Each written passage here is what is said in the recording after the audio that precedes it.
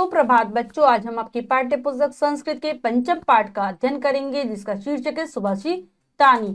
तो इस पाठ में मनीषियों द्वारा, जो हमारे प्राचीन ऋषि हुए हैं, उनके द्वारा दिए गए कुछ श्लोकों का संकलन किया गया है जिसमें कि ज्ञान की बातें छुपी हैं। तो चलिए उन श्लोकों को पढ़ते हैं और जानते हैं इन श्लोकों के विषय में। पंचम पाठ सुभाषितानी। प्रस्तुत पाठ में हमारे देश के सुप्रसिद्ध मनीषियों द्वारा रचित श्लोकों का संकलन किया गया है। इन श्लोकों को ध्यानपूर्वक पढ़िए। तो चलिए श्लोकों को पढ़ते हैं।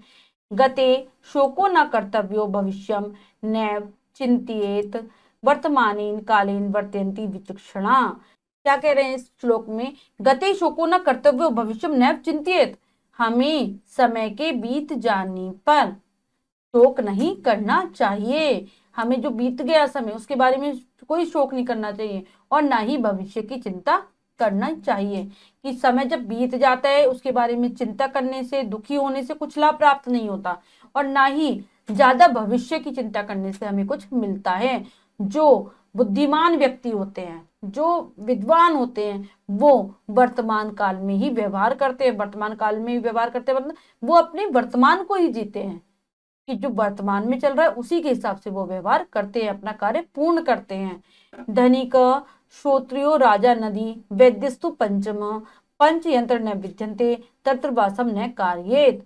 इसमें क्या कह रहे हैं कि जहां पर जिस राज्य में धनी व्यक्ति, श्रोत्रिय वेद पाठी ब्राह्मण, राजा, नदी और वैद्य मतलब डॉक्टर, ये 5 चीजें ना हो, वहां पर कभी भी निवास नहीं करना चाहिए। अगर ये 5 चीजें किसी स्थान पर जहां पर आप रहते हो, इनमें से 5 चीजों में से कोई भी ना हो तो आपको उस स्थान पर निवास नहीं करना चाहिए। वो स्थान बेकार है क्योंकि समय आने पर इन्हीं के द्वारा हमारी सहायता होती है, इन्हीं से हमें मदद लेनी पड़ती है। क्योंकि नदी से हमें पानी मिलता है। हम बीमार हो जाएंगे, डॉक्टर हमारी रखवाली करेगा। देश में कुछ परिस्थिति हो जाए खराब तो वहां पर राजा का होना जरूरी है।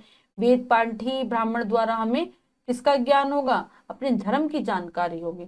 और धनिक व्यक्ति से हमें कुछ ना कुछ कार्य जिससे कि हम अपना जीवन यापन कर पाए वो मिल सकेगा। पढ़ते सर्प क्रूरा खल क्रूरा सर्पात क्रूरता खला सर्प दृष्टि कालीन दुर्जंतु पदे पते सर्प क्रूरा खल क्रूरा सर्पात क्रूरता खला। क्या कह रहे हैं कि सांप भी निर्दयी होता है और दुष्ट व्यक्ति भी निर्दयी होता है, लेकिन सांप से ज्यादा नीच, निर्दयी, दुष्ट व्यक्ति होता है। क्योंकि जो सांप होता है वो तो समय आने पर ही काटता है, वो समय आएगा काटेगा और फिर चला जाएगा। लेकिन जो दुष्ट व्यक्ति होगा वो बार बार आपको परेशान करता रहेगा, बार बार काटता रहेगा, यानी कि बार बार आपको पीड़ा पहुंचाता रहेगा, हानि देता रहेगा। तो हमें ऐसे दुष्ट व्यक्ति का त्याग कर देना चाहिए। दिवसनेव तत्कुर्यात् येन रात्रो सुखम वसेत पूर्वे वयसी तद कुर्याधीन वृद सुखी भवेद। जो अपने कार्य दिन के समय में ही पूरा कर लेते हैं वो रात्रि में आराम से सोते हैं, सुखपूर्वक सोते हैं। रात के समय जो व्यक्ति अपना दिन में ही सारा कार्य पूर्ण कर लेता है, पूर्वे वयसी तद कुर्याधीन वृद्धे सुखी भवेद। जिस प्रकार से जो व्यक्ति अपनी जवानी में धन को कमा लेते हैं, धन का संग्रह कर लेते हैं, वह बुढ़ापे में आराम से जीवन बिताते हैं। वैसे ही जैसे कि दिन में जो व्यक्ति काम कर लेगा वो रात्रि को आराम से सोएगा, उसी प्रकार से जो जवानी में धन को कमा लेगा वो बुढ़ापे में आराम से रह पाएगा। नेक्स्ट पढ़ते हैं। परोक्षे कार्य हंतारम प्रत्यक्षे प्रियवादिनम वर्जेतादृशम मित्रम विश्वकुंभम पयोमुखम। परोक्षे कार्य हंतारम प्रत्यक्ष प्रियवादिनम, यानी कि जो आपके सामने तो प्रिय वचन, मीठे वचनों को बोले, आपकी तारीफ करे, आपकी प्रशंसा करे, लेकिन पीछे से परोक्ष कार्य हंतारम, पीछे से आपके कार्य को बिगाड़ दे, आपके कार्य को खराब कर दे। वर्जेता दृशम मित्रम, ऐसे मित्र को छोड़ देना चाहिए। उसी प्रकार से जिस प्रकार से विष के अगर विष से भरा हुआ जो घड़ा है और उसके मुख पर दुग्ध लगा हो लेकिन फिर भी हम उसका त्याग कर देते हैं, ऐसे मित्र को हमें छोड़ देना चाहिए। क्योंकि ये वाले मित्र हमें हमेशा हानि पहुंचाते हैं। ये सामने मीठा बोलते हैं और पीछे से हमारी हानि करते हैं। अगला पढ़ेंगे, उद्यमेन ही सिद्ध्यन्ति कार्याणि न मनोरथै न ही सुप्तस्य सिंहस्य प्रविशन्ति मुखे मृगा। उद्यम से, परिश्रम करने से ही हमारे कार्य पूर्ण होते हैं। उद्यमेन यानी अगर हम किसी कार्य में परिश्रम ही ना करें तो वह कार्य हम पूरा नहीं कर पाएंगे। केवल मन में विचार करने से, केवल मन में सोचने से कोई कार्य पूर्ण नहीं होता। न ही सुप्तस्य सिंहस्य प्रविशन्ति मुखे मृगा, जिस प्रकार से अगर एक शेर सो जाए और वह सोचे कि मेरे मुख में हिरन स्वयं आ जाएगा, ऐसा संभव नहीं होगा। उसको हिरन को खाने के लिए जाना ही पड़ेगा, उठना ही पड़ेगा, परिश्रम करना ही पड़ेगा। उसी प्रकार से बैठे बिठाए मन में सोचने से कोई कार्य पूर्ण नहीं होता, हमें परिश्रम करना पड़ता है। तो बच्चों, हमने इस पाठ को अच्छी प्रकार से पढ़ा, श्लोकों के अर्थ को जाना और जाना कि मनुष्यों ने किस प्रकार से इन श्लोकों के माध्यम से हमें ज्ञान देने की कोशिश की है। आशा करती हूँ आपको अच्छे से समझ आए होंगे। अब हम पाठ के शब्दार्थ कर लेते हैं। उद्यमेन, उद्यम से, परिश्रम से, मनोरथी मन से, परोक्ष पीठ पीछे, कार्यहंतारम कार्य को नष्ट करने वाले, विष कुंभम जिसके उदर में विष हो, जलता हो, दर्शी दसता है, काटता है, गते समय बीत जाने पर, विचक्षणा समझदार लोग, सिद्ध्यंती सिद्ध होते हैं, क्षत्रिय विद्वान ब्राह्मण, वर्जेत छोड़ देना चाहिए, पयो मुखम मुख में दूध हो अर्थात मुख से मीठा बोलने वाली को, वयसी उम्र में अवस्था में, वर्तयंती व्यवहार करते हैं। सभी बच्चे पाठ के शब्दार्थ अच्छे से याद कर लेंगे जिससे भाषा समझने में आसानी रहेगी। नेक्स्ट करते हैं अभ्यास कार्य। तो चलिए पढ़ते हैं प्रश्न को और करने की कोशिश करते हैं। लिखितम उचितम उत्तरप्रदम वृतम रजित सही विकल्प वाली गोली को रंगिए। प्रश्न में 4 विकल्प हैं, 3 विकल्प गलत हैं, 1 विकल्प सही है। हमें सही विकल्प चुनना और उसके गोली को भर देना है। तो चलिए करते हैं। परोक्ष इत्यस्मिन् कथमा विभक्ति। परोक्ष इस शब्द में कौन सी विभक्ति है? ए चतुर्थी, बी सप्तमी, सी द्वितीया और डी संबोधन। तो परोक्ष में विभक्ति है चतुर्थी, तो ए विकल्प हमारा बिल्कुल सही रहेगा। तो चलिए लगाते हैं ए विकल्प पर चतुर्थी। नेक्स्ट करेंगे सिद्ध्यन्ति इत्यस्मिन् धातु रूपे प्रयुक्तम। एक वचनम, द्विवचनम, बहुवचनम, सर्वे असत्यम।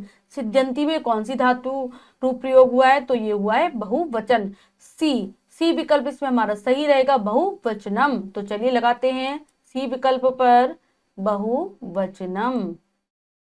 नेक्स्ट करेंगे वृद्ध इतस्य को अर्थ। वृद्ध, वृद्ध का अर्थ होता है बूढ़ा, तो बी विकल्प इसमें हमारा बिल्कुल सही है। तो चलिए लगाते हैं बी विकल्प पर बी बूढ़ा। नेक्स्ट करते हैं अधोलिखितान श्लोकान पूर्यत। निम्नलिखित श्लोकों को पूरा कीजिए। तो चलिए श्लोकों को पूरा करते हैं।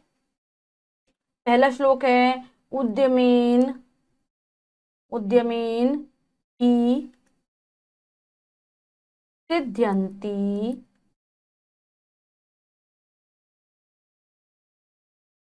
सिद्ध्यन्ति कार्याणि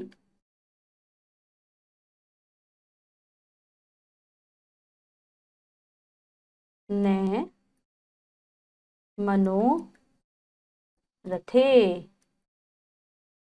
उद्यम करने से ही कार्य पूर्ण होते हैं, मनोरथ करने से नहीं। नेक्स्ट करेंगे, अगली पंक्ति में लिखेंगे न ही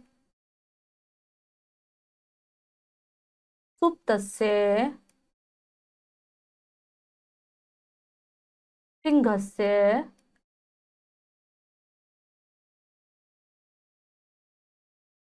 बाकी यहां लिख रहे हैं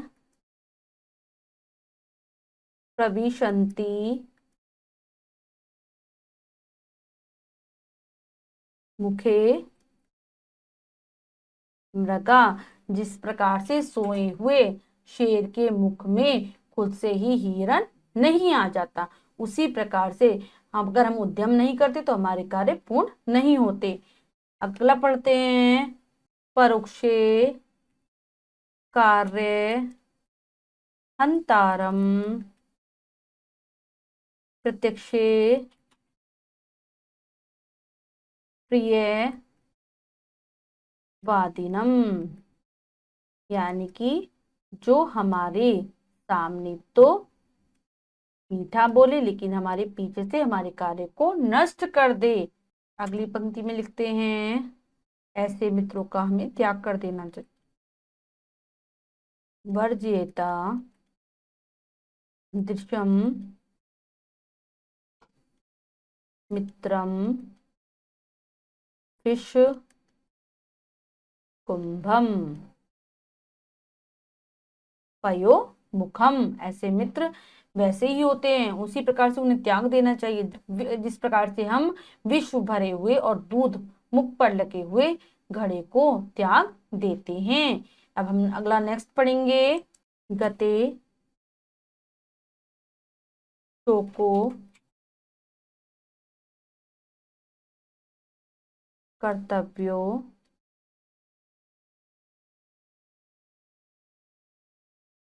कर्तव्यो भविष्यम नैव चिंत्यम। जो गए हुए समय के लिए शोक नहीं करते और भविष्य के लिए चिंता नहीं करते, तो ऐसे व्यक्ति होते हैं। अगली पंक्ति में लिखेंगे, वर्तमान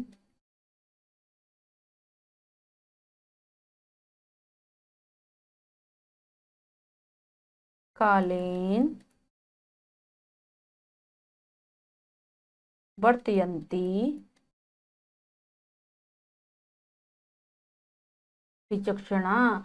कि हमें अगर हमारा जो भूत है, जो हमारा चला गया समय, उसके लिए हमें शोक नहीं करना चाहिए और जो भविष्य आने वाला है उसकी चिंता नहीं करनी चाहिए। जो बुद्धिमान लोग होते हैं वो वर्तमान में ही व्यवहार करते हैं। तो बच्चों, हमने इस पाठ का अभ्यास कार्य पूर्ण कर लिया है। बच्चों, आज हमने आपकी पाठ्य पुस्तक संस्कृत के पंचम पाठ सुभाषितानी का अध्ययन किया, जिसमें हमने बहुत सारी ज्ञान की बातों को सीखा। हमने जाना कि हमें परिश्रम करने से ही जीवन में सफलता मिलती है, बैठे बैठाए कुछ नहीं मिलता। और ना हमें कभी भविष्य की चिंता करनी चाहिए और ना ही जो भूतकाल है, जो समय बीत गया उसके बारे में सोचना चाहिए। हमें वर्तमान में व्यवहार करना चाहिए। आशा करती हूँ आपको पाठ अच्छे से समझ आया होगा। आप पाठ को फिर से उच्चारण के साथ पढ़ लेंगे, अभ्यास कार्य को पूर्ण कर लेंगे, शब्दार्थों को याद कर लेंगे। मिलते हैं अगली कक्षा में नए पाठ के साथ। तब तक के लिए स्वस्थ रहिए, प्रसन्न रहिए। धन्यवाद।